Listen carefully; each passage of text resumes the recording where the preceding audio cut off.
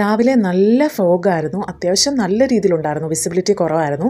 രാവിലെ എണീറ്റപ്പോൾ തന്നെ ഞാനൊരു ഗ്ലാസ് ചൂടുവെള്ളമൊക്കെ കുടിച്ചു, ബ്രേക്ക്ഫാസ്റ്റൊക്കെ കഴിച്ചിട്ട്. ഇത് നമ്മുടെ പച്ചരിയും അതുപോലെ തന്നെ ഉണക്കമുളകുമാണ്. അപ്പോൾ ഞാൻ കുറച്ച് വെയിലൊന്നും ആയപ്പോഴത്തേന് നമ്മുടെ അവിടെ വെയിൽ കിട്ടാത്ത കാരണം ഞാൻ വിചാരിച്ചു ചിറ്റയുടെ ടെറസിന് മുകളിലൊന്ന് കൊണ്ടിടാമെന്ന്. അപ്പോൾ ചിറ്റ അടുത്ത പോക്കറ്റിലാണ് താമസിക്കുന്നത്. ഞാൻ നടന്നാണ് പോയത് ഈ സാധനമൊക്കെ എടുത്തിട്ട്. നമ്മൾ പച്ചരി ഇതുപോലെ കഴുകിയിട്ട് ഇങ്ങനെ പൊടിപ്പിക്കുകയാണ് ചെയ്യുന്നത്, പുട്ടൊക്കെ ഉണ്ടാക്കാൻ വേണ്ടിയിട്ട്. അതുപോലെ തന്നെ മുളകും നമ്മൾ അങ്ങനെ തന്നെയാണ്, ഉണക്കമുളക് വാങ്ങി കഴുകിയിട്ട് നമ്മളത് ഇതുപോലെ തുണിയിലൊക്കെ വിരിച്ച് ഉണക്കും, വെയിലത്ത് വെച്ചിട്ട്. വെയിൽ കുറവായതുകൊണ്ട് കുറച്ച് ബുദ്ധിമുട്ടാണ്, എങ്കിലും കുഴപ്പമില്ല. പിന്നെ നമ്മൾ മില്ലുണ്ട് ഇവിടെ, വീടിന് കുറച്ച് അപ്പുറത്തായിട്ട് മാറിയിട്ടുണ്ട്. അപ്പോൾ സജീഷൻ്റെ കൊടുത്ത് വിട്ട് പൊടിപ്പിക്കുകയാണ് ചെയ്യുന്നത്. ഗോതമ്പൊക്കെ പൊടിക്കുന്ന മില്ലുണ്ട് ഇവിടെ.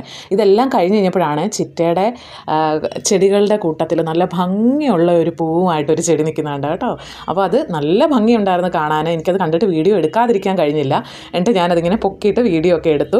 നല്ലൊരു അറ്റ്മോസ്ഫിയർ ആയിരുന്നു അവിടെ ചെന്ന് കഴിഞ്ഞപ്പോഴത്തേനും. പിന്നെ ചിറ്റ വെയിൽ കൊള്ളാനായിട്ട് അവിടെ ഇരിക്കുകയായിരുന്നു. കൂട്ടത്തിൽ വെജിറ്റബിൾസൊക്കെ അരിയുന്നുണ്ടായിരുന്നു, ഇങ്ങനെ കറി വെക്കാനൊക്കെ ആയിട്ട്, പാവയ്ക്കൊക്കെ. പിന്നെ ഇതുപോലെ കുട്ടികൾ അവർ അവിടെ ഇരുന്ന് കളിക്കുന്നു, ഓരോരുത്തർ അവരവരുടെ ആക്ടിവിറ്റീസൊക്കെ ആയിരുന്നു. വെയിൽ കാരണം എല്ലാവരും പുറത്തുണ്ടായിരുന്നു. ചെറിയ രീതിയിലേ ഉണ്ടായിരുന്നെങ്കിലും നല്ല ഒരു ക്ലൈമറ്റായിരുന്നു.